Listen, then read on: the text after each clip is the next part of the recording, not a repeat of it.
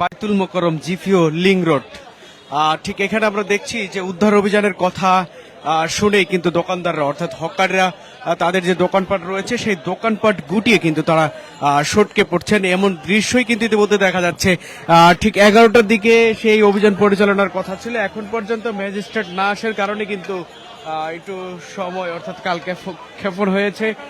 এই ইতিমধ্যেই দেখছিলাম যে ঠিক 10টার দিকে আমরা এখানে এসে পৌঁছেছি এবং তারপরে এখানে এসে দেখি যে অসংখ্য দোকানপাট কিন্তু ঠিক এই জিপিও লিং রোড অর্থাৎ বাইতুল মোকাররমের যে মসজিদ রয়েছে ঠিক দক্ষিণ পাশে কিন্তু সেখানে আমরা অসংখ্য দোকানপাট দেখেছি। সেখানে মোটামুটি জমজমাট হয়ে চলছিল তাদের বেচা কিনা, কিন্তু সেখানে বিশেষ করে পুলিশ এবং সংবাদ মাধ্যম বিভিন্ন গণমাধ্যম কর্মীদের অবস্থান দেখেই কিন্তু তারা বুঝতে পেরেছেন যে এখানে কোনো অভিযান হয়তো চলতে পারে, যার কারণেই তারা কিন্তু তাদের দোকানপাট নিয়ে পালিয়ে যাচ্ছেন। অর্থাৎ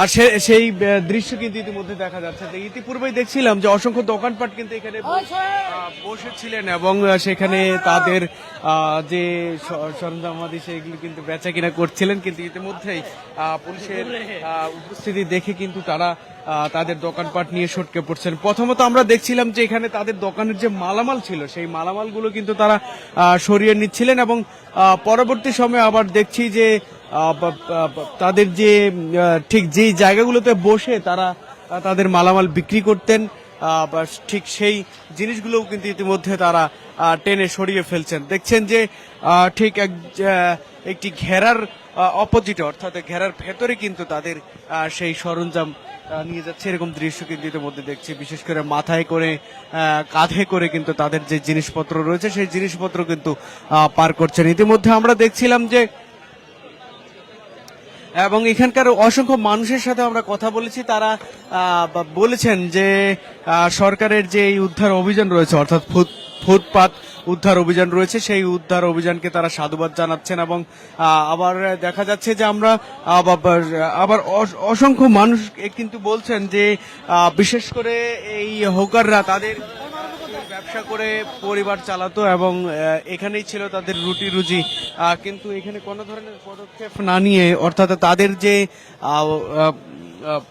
রুটি রুজির যে ব্যাপার ছিল অর্থাৎ তাদের নতুন করে কোনো কর্মসংস্থানের ব্যবস্থা না করে দিয়ে এই উদ্ধার অভিযানটা তারা খুব ভালোভাবে নিতে পারছেন না, কারণ অসংখ্য হয়তো দরিদ্র মানুষজন রয়েছে।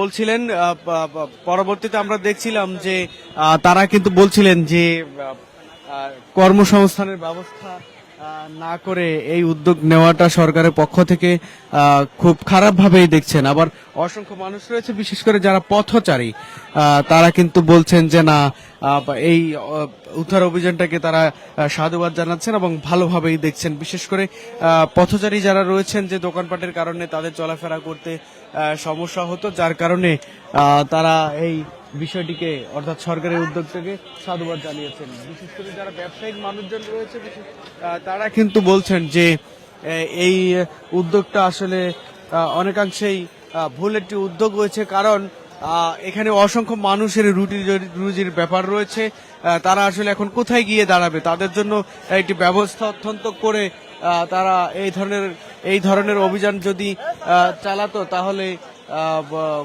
খুব ভালো হতো। ঠিক এই অভিযোগও কিন্তু তারা করছেন। আমরা এখানে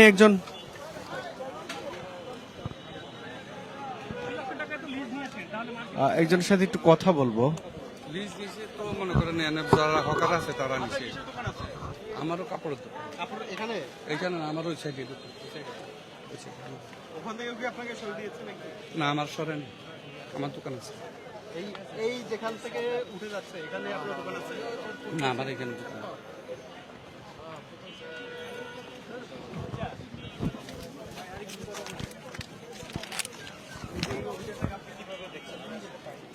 আসলে কি ভাই, এই অভিযানটা আপনার এক হিসাবে ঠিক আছে, আর এক হিসাবে তো মনে করেন যে তা করে একটা সুযোগ সুবিধা দিতে হবে, বুঝছেন, নাইলে এরা যাইব কই। গরিব মানুষেরা কিভাবে চলবো? কি একটা ফ্যামিলির সাথে 8 জন 10 জন 5 জন সদস্য আছে। এই যে লক্ষ লক্ষ মানুষ, এইখানে গুলিস্তানে 5 লক্ষর উপরে আছে হকার। তারা কই যাইব? তারা তো চিন্তায় চুরি ডাকাতি করতে হইব, এদেরকে একটা বাসস্থান করে দিতে হইব না? হ্যাঁ, এই যে আপনার অনেক সরকারই তো বাসস্থান করে দিছে আগে, এখন বিএনপি সরকার তো কোনো পদক্ষেপ দিতেছে না। কথা বুঝেন নাই? বিএনপি সরকার কোনো পদক্ষেপ দিতেছে না। হ্যাঁ করে তো আগে একটা বাসস্থান করে দেওয়া ছিল। মনে করেন যে কোনো জায়গার মাঝে একটা সুন্দর পরিবেশে যাতে এরা ব্যবসা বাণিজ্য করে খাইতে পারে, এরকম একটা সিস্টেম করে দিয়ে তারপরে এদেরকে উচ্ছেদ করাটা উচিত ছিল।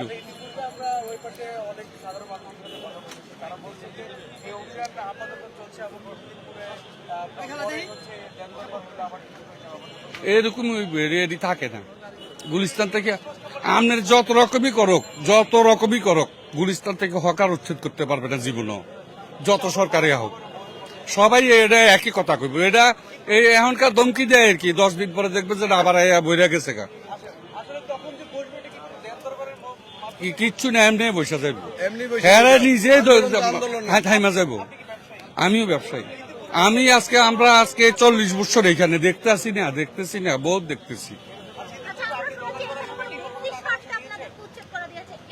জি জি, হতে পারে ব্যক্তির স্বার্থে।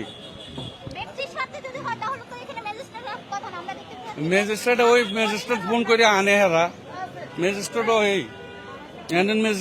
ওইরকমই, ম্যাজিস্ট্রেট ফোন করে আনে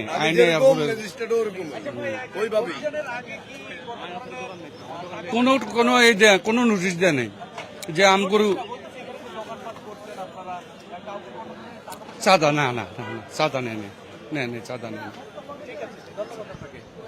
দর্শক যেমনটি শুনছিলেন, আমরা ঠিক এখানকার একজন ব্যবসায়ীর সাথে কথা বলছিলাম। তিনি যেমনটি বলছিলেন যে আসলে তারা এই বিষয়টাকে একটু ভালোভাবে নিতে পারছেন না, কারণ অসংখ্য মানুষজন রয়েছে যাদের রুটি রুজির ব্যাপার হয়ে ছিল এই ফুটপাত, অর্থাৎ তারা এখানে ব্যবসা করে তাদের রুটি রুজি চলতো। ঠিক সেই জায়গা থেকে সরকারের এই উদ্যোগকে তারা ভালোভাবে নিতে পারছেন না। তিনি বলছেন যে ঠিক এই জায়গায় এই অভিযানের আগে যদি তারা অর্থাৎ সরকার যদি তাদের একটা কর্মসংস্থানের ব্যবস্থা করে দিত তাহলে তাদের দিক থেকে খুব ভালো হতো। তাহলে এতগুলো মানুষের যে এই যে খাওয়া দাওয়া থেকে শুরু করে তাদের সংসার চালানোর যে ব্যাপার স্যাপার থাকে, সেই ব্যাপারটা হয়তো কষ্টকর হতো না, সেই অভিযোগ কিন্তু তারা করছেন। দর্শক, এই ছিল লিং রোড বাইতুল মোকাররম থেকে সর্বশেষ পরিস্থিতি। আবার নতুন তথ্য নিয়ে আপনাদের সামনে আসবো, ততক্ষণে টাইমস টুডের সাথে থাকুন।